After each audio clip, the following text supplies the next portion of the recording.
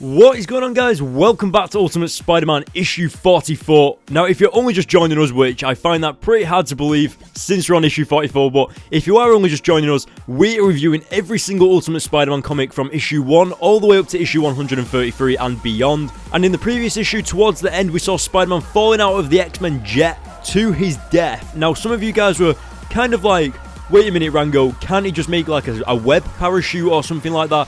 Well, guys, what usually happens is if you are falling from like a great distance in the air, usually you pass out, and that's what's actually happened to Spider-Man. So we're going to see the events of that take place now. So let's jump into it now. So in the previous issue, we saw Aunt May tragically looking for Peter as he didn't turn up outside the school after the emergency bell went off. She phoned the Daily Bugle, she spoke to Mary Jane, she spoke to Mary Jane's mother, she spoke to the teachers, and he's nowhere to be found, obviously because he's with the X-Men right now. And as you can see, Aunt May is getting a little put on edge right now. She's even going the distance of grabbing a fire extinguisher and going crazy through the door, constantly shouting Peter's name in pure rage of his arrogance. She believes that he's in there down in the basement, because obviously where else could he be? And what I love is that shadow silhouette right there actually does look like Peter Parker, even though it's Aunt May, which I thought was nice. But I think we can all agree that Aunt May is not messing about. And whilst all this is going on, we go back and over to Peter Parker, who turns out to be in a library right now, and it looks a little bit too good to be true, looks a little bit like a fantasy. And of course, it turns out that it is. Charles Xavier actually pops into his head to wake him up. And Peter opens his eyes to see the entire X-Men team, or at least the majority of them, including Charles Xavier, sitting in front of him. And one of the things that always happens that Peter hates the most is that his mask is off. Every time Peter closes his eyes or gets knocked out, his mask is always removed. I mean, Harry Osborn, Norman Osborn, Mary Jane, Dr. Octopus, and now the X-Men know his identity as well. It's all getting a little bit crazy, but now we figure out what truly happened when Peter fell out of the jet. Now, I always love these types of scenarios, you know, like where we get like a little flashback of what happened whilst the character was passed out, because what I've told you at the beginning of this issue is that Peter did indeed pass out when falling out of the sky. And what I love about these types of things is that you can literally make anything up. Like, Storm is telling the story and she could literally say that a giant blue marshmallow popped out of the sky. Obviously, it didn't go that stupid, but it would have been nice for one of them to say something crazy and then maybe Jean Grey pop in and say, no, that's not how it happened. Especially because the X-Men seem quite young in the Ultimate Universe, so that's something that I can imagine them saying. But going back over to the actual story that's being told, you can see that it got a little bit crazy. Storm actually took control of the plane whilst Jean Grey flew on down there to catch Gildo and Spider-Man from falling out of the sky. And as you can see, it's a pretty intense moment right now, because Jean Grey is literally stressing the hell out right now, trying to catch Spider-Man before he hits the ground. And as you can see, she catches him inches above the ground. So if you think about it, if Jean Grey was 3 seconds later, Spider-Man would have hit the ground and been smushed in the middle of the field. But now everyone's kind of happy, it all went well, and we go back over to the X-Men and Peter, and this is when we see Peter's reaction to his mask being taken off. And he even screams out that his name is Peter Parker, and everyone is kind of just like, we didn't know your name? So again, that is where Peter is not being as careful as he should be, even by saying his own name out loud, was in my opinion a really, really careless thing to do.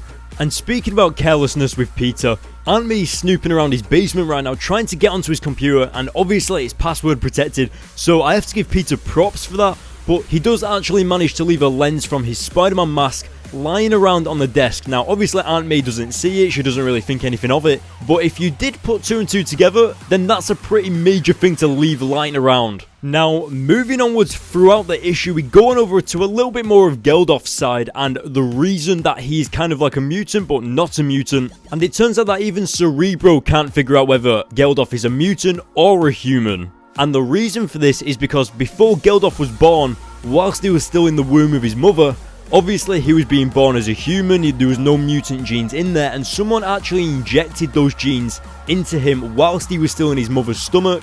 And of course that tampered with his DNA, causing him to develop powers later on in his life. But obviously this happened 15 years ago because Gildo is a teenager, so this injection happened 15 years ago. So to be able to try and track down the person that did it is going to be a little bit of a hefty job, and I don't think that that's actually discovered in the Ultimate Spider-Man comics. I think you're actually going to have to read like the Ultimate X-Men comics or something like that to find out what actually happened between Geldof and the X-Men and everyone along those lines. And actually, I think it might be the Uncanny X-Men comics, not the Ultimate X-Men comics, unless they're both the same thing, I'm not too sure. But anyway, so as you can see, Spider-Man is kicking the crap out of all the X-Men. He's grabbing Geldof and jumping out of the X-Men mansion. And I love just how he didn't even touch Kitty Pryde, he just ran past her. Spider-Man doesn't agree with what the X-Men are going to be doing, so he grabs Geldof and gets out of there. And then it turns out that it was all in Spider-Man's head. Obviously, Charles Xavier could see it because he could read Spider-Man's mind, and at the end of the day, it was just an idea, just a thought that Spider-Man was having. But Charles Xavier reassures Spider-Man that what the X-Men stand for is good. He knows what the X-Men stands for, so he shouldn't have to worry about it. And then we get the incredible realization of what time it is. How long has Spider-Man been with the X-Men?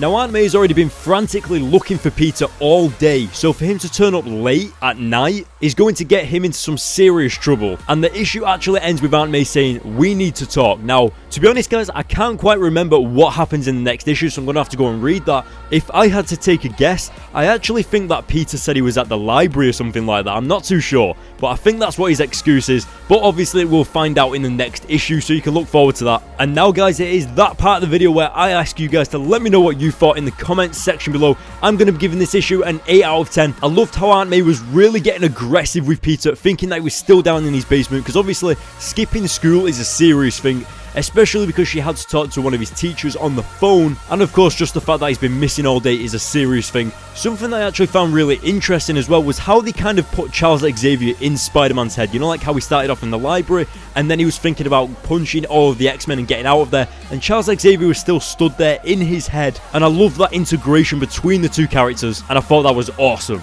So now it's time to end the video, so go to the links in the description to follow me on Twitter and Facebook for all the latest in comic book news and updates, and of course early previews for comics that haven't even been released yet. You can follow me on Twitter to keep up with my video schedule and just like when videos are going up, whether a video isn't going to be uploaded today, whether I'm having problems, etc.